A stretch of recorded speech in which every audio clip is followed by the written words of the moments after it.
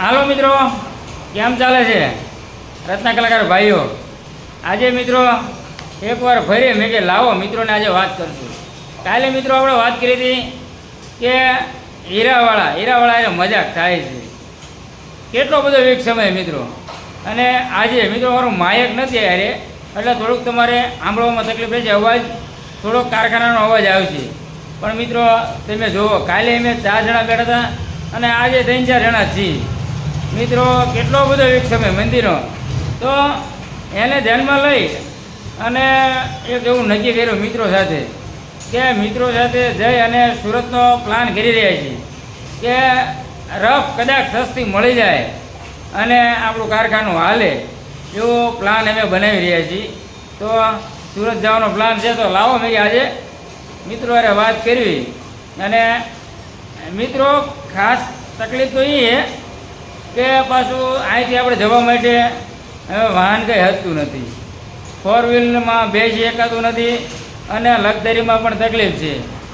તમે કદાચ મારા ઓલા બ્લોગવાળી ચેનલમાં જોતા હોય તમને ખબર છે, તને મેળવી ગયો મિત્રો કેટલો હેરાન થયો હું.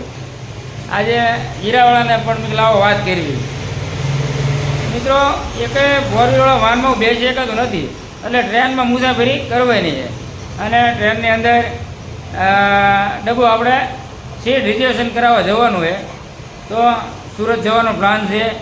અને આપણી સીટ રિઝર્વેશન કરાવતા હું પછી આવીને તમને હું વાત કરી કે શું આપણે થયું. અહીંયા જઈ રહ્યો છું મિત્રો, પહોંચી ગયો હું સ્ટેશન, જે રેલવે સ્ટેશન તમે જોઈ રહ્યા છો. અને સ્ટેશનની અંદર બેઠા છીએ, ટિકિટ રિઝર્વેશન કરાવવા ફોર્મ ભરી અને મૂક્યું છે. પછી આપણી ટિકિટ આવી જાય ને પછી આપણા કારખાને જઈ અને તમને હું વાત કરીશ કે આ રીતનું અમારું સ્ટેશન તમે જોઈ લો. તમને મેં કે સ્ટેશન દેખાડી દઉં. રેલવે સ્ટેશન અમારે રાણપુરનું રેલવે સ્ટેશન અમારે રાણપુર લાગે મિત્રો. આપણું કારખાનું પણ રાણપુર છે. તો મિત્રો ફાઇનલી આપણી ટિકિટ બુકિંગ થઈ ગઈ. તમને કહેતો સુરત માટે જવા માટે તમે જોયું આપણે સ્ટેશન પર. રાણપુર સ્ટેશનની અંદર અમારે ત્યાંથી આપણે ટિકિટ રેલવેની બુકિંગ કરાવી છે.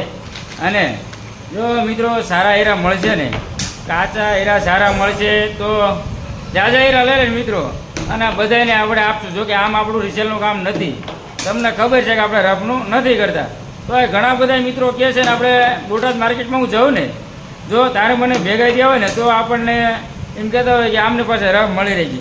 તો મિત્રો મારું કામ રફનું નથી, તમને બધાને ખબર છે કે આપણે મેન્યુફેક્ચરિંગવાળા છીએ. જે નાનું આપણું કામ છે, 2-4 ઘંટીનું આપણું કામ છે અને સિંગલનું આપણું કામ છે. ઘણા ડબલવાળા પણ કોમેન્ટ કરતા હોય કે ડબલને રફું મળે તો કહેજો, સિંગલને મળે તો કહેજો. પણ મિત્રો એટલો બધો વીક સમય છે કે હાલતું તારે બધું હાલતું, અત્યારે નથી હાલતું મિત્રો. બધી તકલીફ પડે. જો તમને રફ અપાય ન પહોંચવું હોય વળે પાછા કહેજો કે ધરમજીભાઈ આપ્યા અને હીરા મોંઘા પડ્યા. મિત્રો અમે 4-5 મિત્રો સાથે આવી રહ્યા છીએ સુરત.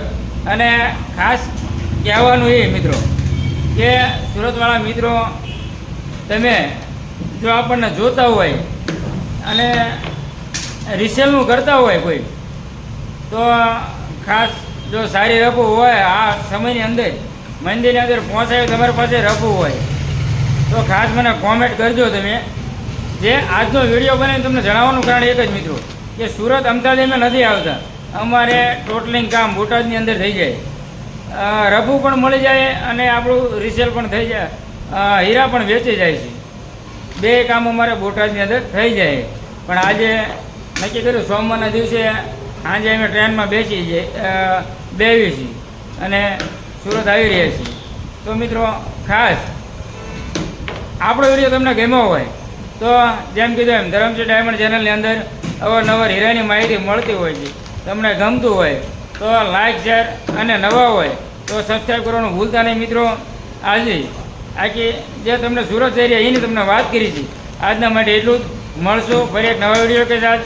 બધા મિત્રોને ધરમજીભાઈના જય માતાજી.